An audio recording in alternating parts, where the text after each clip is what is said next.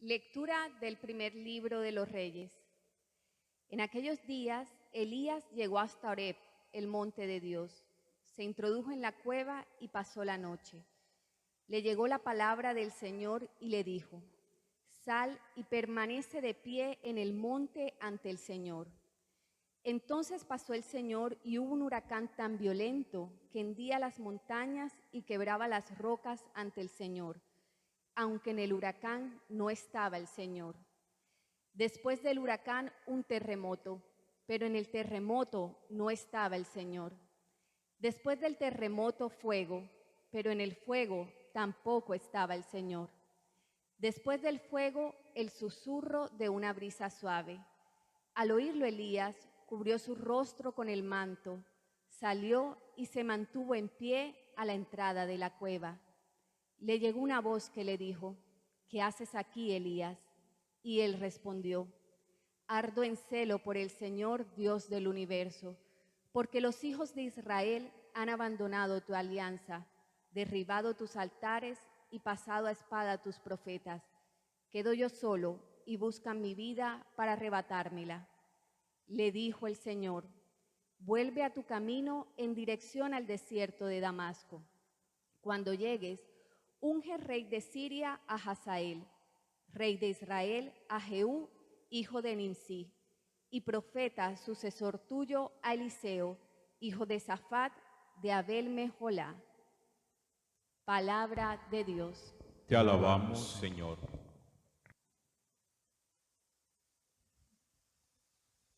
Yo quisiera que echáramos un poquitico mano de nuestra memoria para que seamos capaces de identificar esos momentos más fuertes de crisis de fe que nosotros hemos vivido y cuáles han sido las circunstancias que han motivado esas crisis de fe. Las crisis de fe aparecen y es inevitable que lleguen. Hay situaciones de sentimientos de abandono, de soledad, de fracaso, cuando una persona que nosotros queremos se muere, cuando aparece una enfermedad grave en nuestra vida o en la vida de nuestra familia. Esas cosas normalmente tocan muchísimo nuestra fe y nos estremecen y nos hacen preguntar realmente si nuestra confianza en Dios está bien acendrada, está bien acentuada, o si a lo mejor hemos perdido el tiempo o a lo mejor la fe es inútil. Ningún ser humano se ha visto privado o ha escapado de una crisis de fe. Los grandes personajes de la Biblia en algún momento han sentido su fe tocada y se han visto cuestionados en ella. Hay un personaje en el Antiguo Testamento que es el profeta Elías, que yo me atrevería a decir que es uno de los grandes profetas del Antiguo Testamento. Un hombre extraordinario, un hombre que le tocó luchar contra muchas cosas.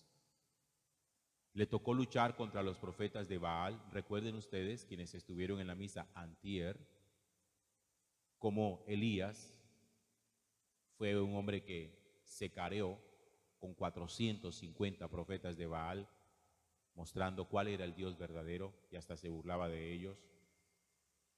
Después de ese careo con los profetas de Baal, al salir Elías vencedor, Jezabel dio la orden de perseguir a Elías por haber hecho quedar en ridículo a sus profetas y la idea era matarlo, quitarle la vida.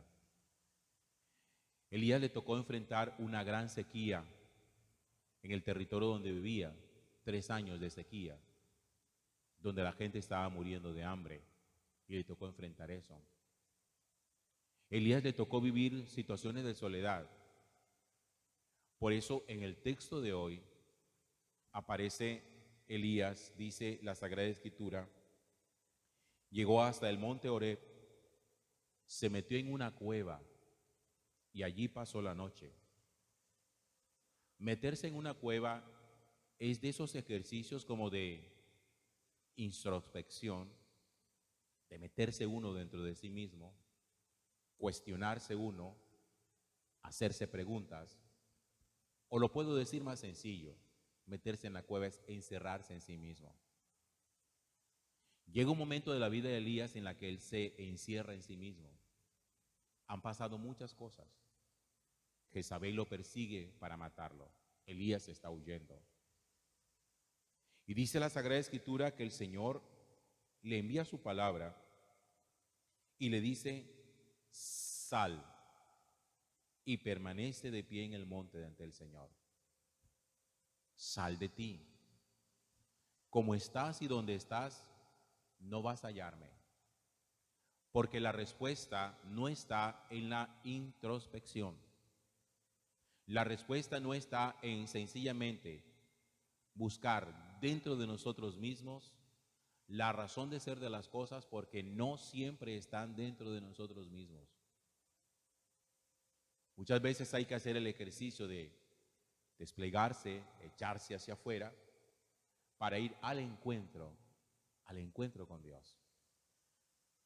Y cuando el Señor le dice a Elías que salga, dice la Sagrada Escritura que entonces hubo un huracán tan violento que rajaba las montañas, quebraba las rocas, pero en el huracán no estaba el Señor.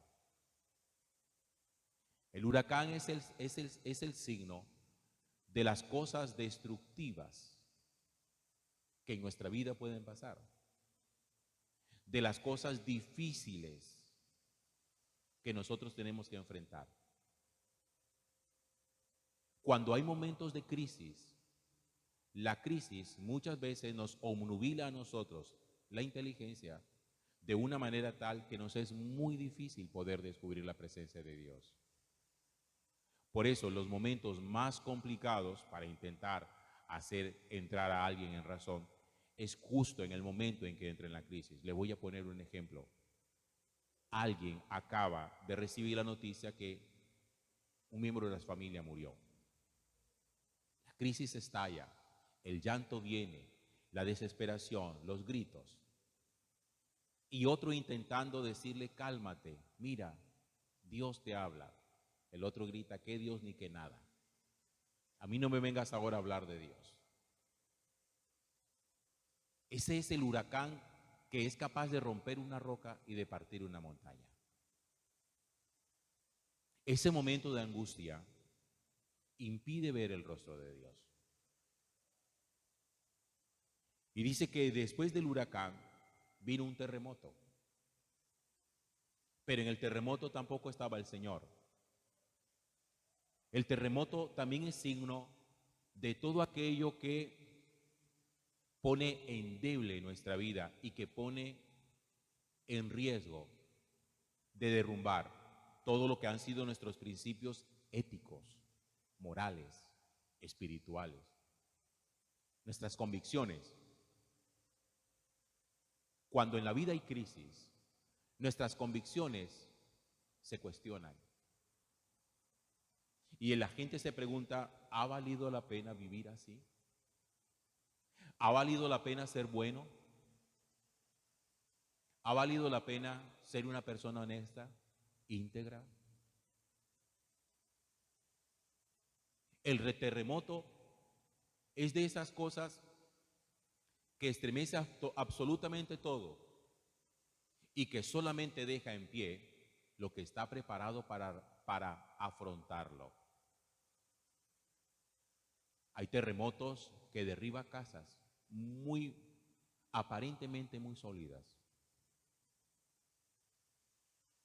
Pero ustedes saben que hoy hay edificaciones que son sismo resistentes, que están edificadas precisamente para afrontar eso. Uno debe tener en su vida espiritual sismo resistencia. No puede tener rigidez. Porque la rigidez hace que todo se derrumbe con mucha mayor facilidad. No todo el mundo le ha puesto sismo resistencia a su vida espiritual. Por eso hay gente que cuando viene el terremoto, todo se le viene abajo. Y creía que su fe era firme, sólida. Y resulta que no. Y continúa el texto diciendo: después del terremoto vino el fuego. Pero el fuego tampoco estaba el Señor. El fuego es signo de muchas cosas. El fuego puede ser signo de nuestras pasiones desordenadas. Puede ser signo de nuestra lujuria, Puede ser signo de todo aquello que es destruible. Ustedes saben que el fuego tiene capacidad destructiva. Pero ahí tampoco estaba el Señor presente. Cuando uno se deja llevar instintivamente por su apasionamiento y por su lujuria, cuando uno es una persona lujuriosa, fuera de eso, alimenta la lujuria. Hay personas que no solamente son lujuriosas, sino que le echan leña al fuego de su lujuria. Imagínense ustedes, uno bien lujurioso y viendo pornografía, uno bien lujurioso y sosteniendo conversaciones indebidas, vulgares y de doble sentido. Uno bien lujurioso y mirando lo que no tiene que ver, oyendo lo que no tiene que escuchar. Eso es meterle leña al fuego. Y ahí tampoco se encuentra el Señor. Y dice el texto que después del fuego vino un susurro de una brisa muy suave. Y al oírlo Elías cubrió su rostro con el manto y le llegó una voz que le dijo: ¿qué haces, Elías? Allí en ese susurro era donde estaba la voz de Dios. Allí en ese susurro donde estaba la presencia de Dios. Por eso les preguntaba al principio, si nosotros somos hoy capaces de identificar cuáles han sido los momentos más críticos en los cuales nuestra fe ha sido cuestionada. ¿Cuál ha sido la circunstancia que ha estremecido todas nuestras convicciones? Nuestra relación con Dios.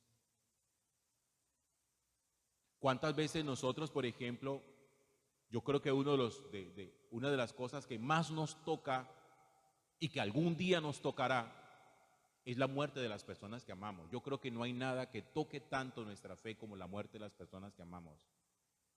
Y hay gente que frente a la muerte reniega, que frente a la muerte abandona al Señor. Justo ahí, cuando más tiene que aferrarse al Señor, justo ahí, cuando más necesitan al Señor como su amigo, lo vuelven su enemigo. La muerte no puede ser causal de que Dios se convierta en enemigo nuestro, porque Dios no es el enemigo nuestro ante la muerte, es nuestro amigo, justamente el que necesitamos para que venga en un momento cuando la paz vayamos recuperándola y nos vuelva a hablar en medio del susurro. Hay dos situaciones aquí de Elías: la situación de crisis y la situación de paz. Y ahí es donde uno tiene que también entender cómo aprendemos nosotros a descubrir a Dios en manera situacional, en la situación que vivimos. El entender que la paz necesitamos recuperarla, la tranquilidad, que no podemos seguirle dando a la cabeza con ideas recurrentes y dándonos en la cabeza y dándonos en la cabeza y preguntándonos ¿y por qué? Y renegando y maldiciendo, porque no va a hallar a Dios así. El embotamiento mental, ese andar renegando constantemente, el andar maldiciendo, el andar preguntándose por qué y por qué, por qué. Miren, esa pregunta hace mucho daño. Mucho daño. Porque cuando uno dice por qué, el demonio suele responder diciendo: porque tú no le importas a Dios. Y uno muchas veces le escucha la voz al maligno. Y esa es la conclusión que uno saca: porque yo no le importo a Dios. Pero el Señor siempre quiere hacerse encontrar. Siempre sale a nuestro encuentro. Y ahí en el silencio, en el susurro, en la brisa suave, es donde Él deja escuchar su voz nuevamente. Por eso, mientras más gritos, mientras más llantos, menos posibilidad de poder hallar al Señor.